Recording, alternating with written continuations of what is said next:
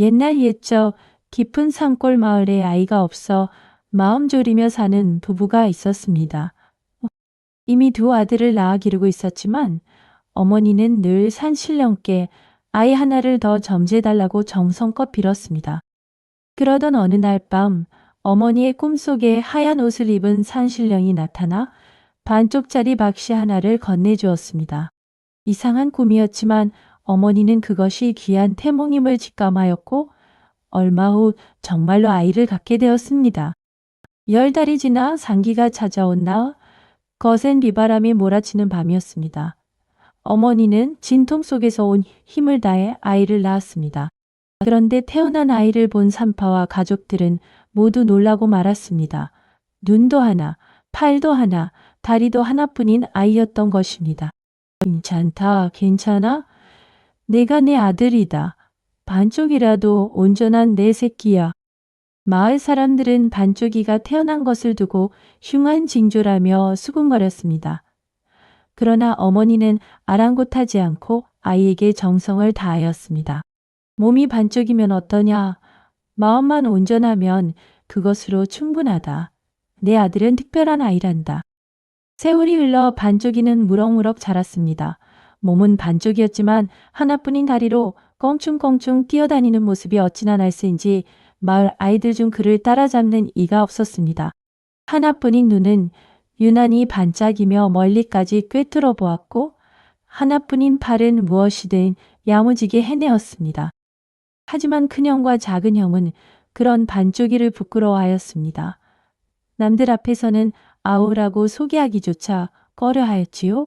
저리 가라. 반쪽아, 내가 우리랑 같이 다니면 남들이 우리까지 흉본단 말이다. 맞아. 그 몸으로 뭘 할 수 있다고. 너는 그냥 집에나 있거라. 니스벌레건 타트타리 놈했지. 그런 말을 들어도 반쪽이는 화를 내지 않았습니다. 오히려 차분히 웃으며 자신의 재주를 보여주고는 하였습니다. 형님들, 저는 개의치 않습니다. 몸이 반쪽이어도 지혜는 반쪽이 아니니까요. 그 말에 형들은 말문이 막혀 아무 대꾸도 하지 못하였습니다.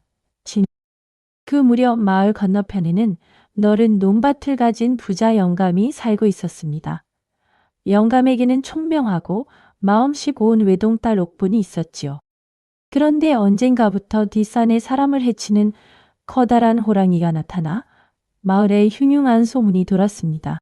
설상가상으로 어느 봄날 나무를 캐러 나갔던 옥분이 산길에서 그만 호랑이에게 붙잡혀 사라지고 말았습니다. 딸을 잃은 부자 영감은 마을에 방을 붙였습니다.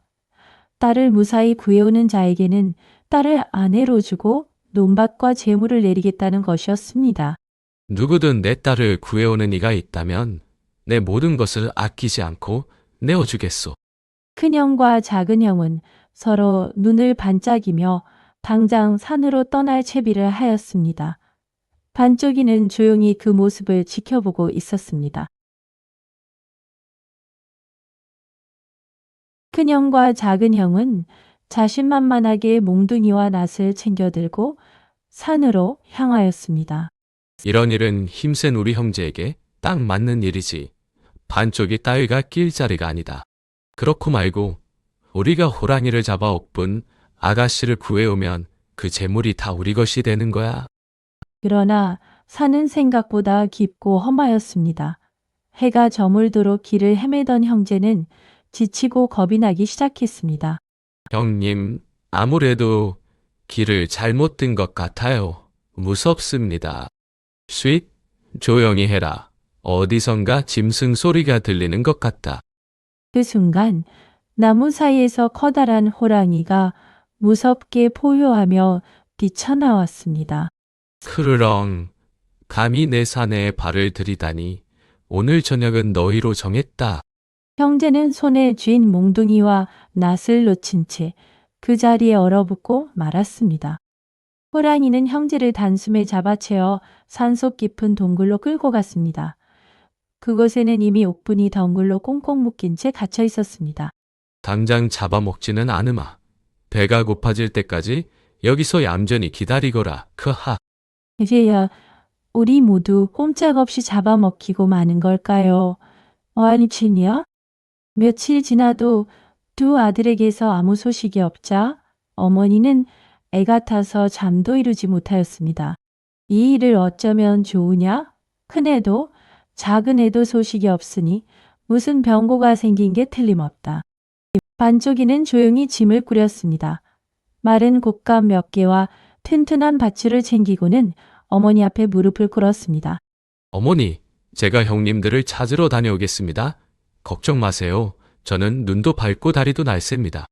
안 된다. 반쪽아. 그 몸으로 어찌 산길을 너마저 잘못되면 어찌한단 말이냐?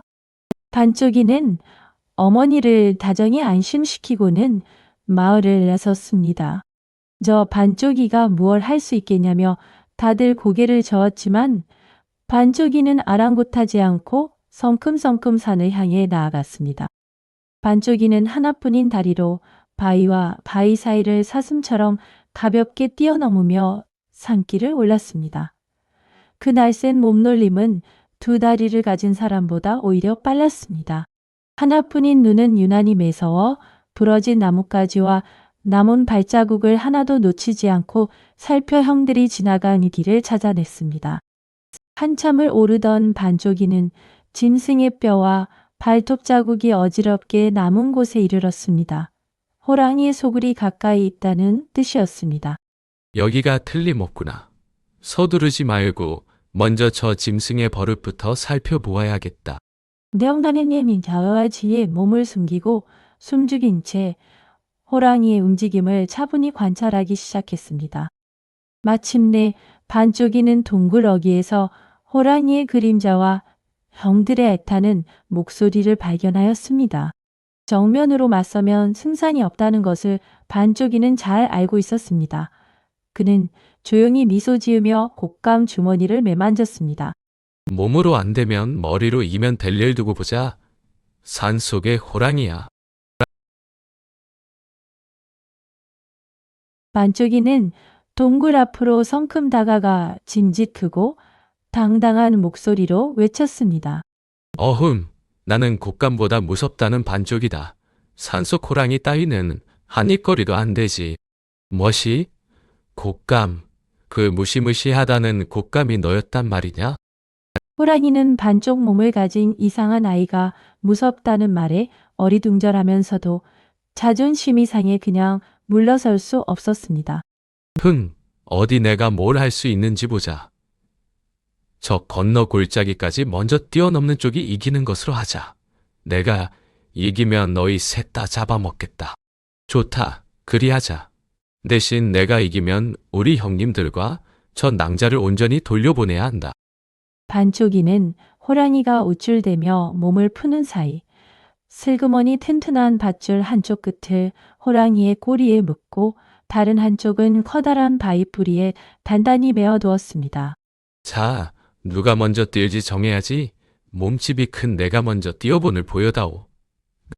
우쭐해진 호랑이는 의심 없이는 힘껏 골짜기를 향해 몸을 날렸습니다. 호랑이가 힘차게 뛰어오르는 순간 팽팽하게 당겨진 밧줄이 바위에 걸려 호랑이는 공중에서 크게 나동그라지고 말았습니다. 으아, 이게 대체 무슨 조화란 말이냐?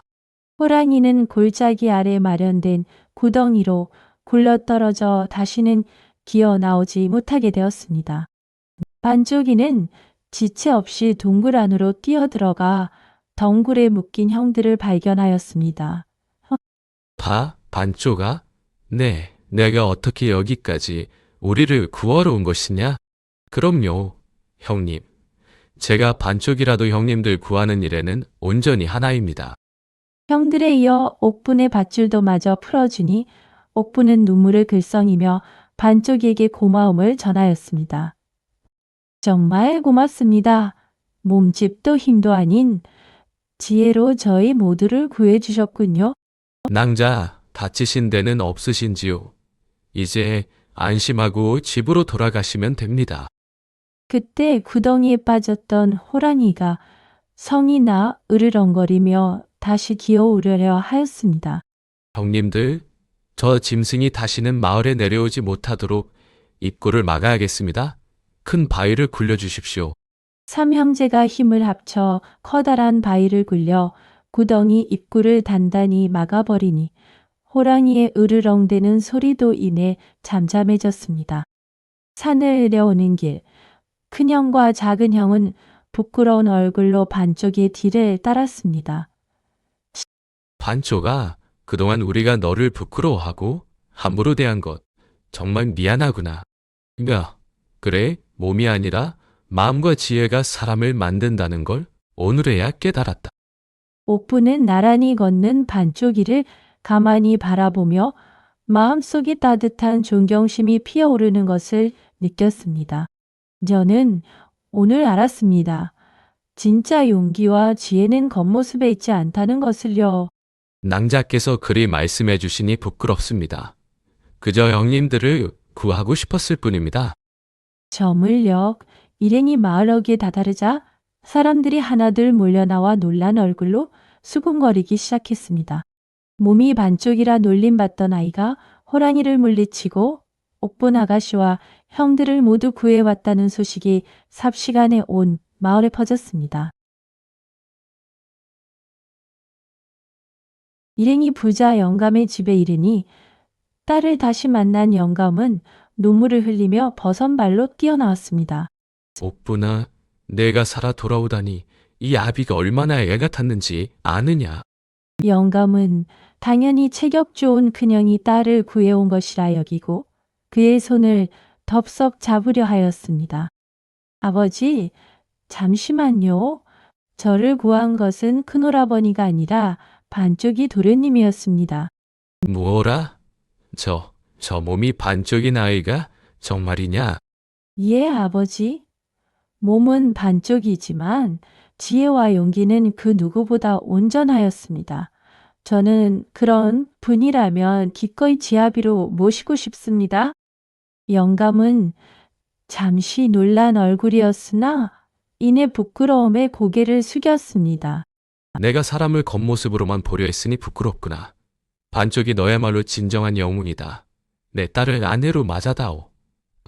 영감은 약속대로 넓은 논밭과 재물도 아낌없이 내어주었고 애써준 큰형과 작은형에게도 후하게 나누어 주었습니다. 영감님, 형님들도 저와 함께 산을 넘으며 고생하였으니 이 모두가 저 혼자만의 공은 아닙니다. 반쪽아, 아니 이제부터는 그냥 아우라 부르마. 정말 미안하고 정말 고맙다. 내가 우리의 진짜 자랑이다. 그동안 몰라봐서 미안하다. 집으로 돌아온 새 아들을 본 어머니는 버선발로 뛰어나와 새 아들을 한꺼번에 부둥켜 안았습니다. 얘들아, 다들 무사했구나. 반쪽아, 내가 형들을 구했다고? 아이고, 내 아들 정말 장하다. 마을에서는 큰 잔치가 열렸습니다.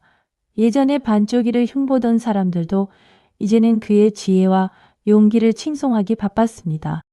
얼마 후 반쪽이와 옥부는 마을 사람들의 축복 속에서 혼례를 올렸습니다.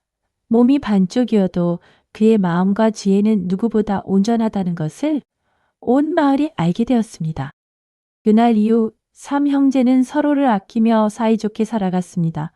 큰형과 작은형은 다시는 반쪽이의 몸을 흉보지 않았고 오히려 그의 지혜를 배우려 하였습니다.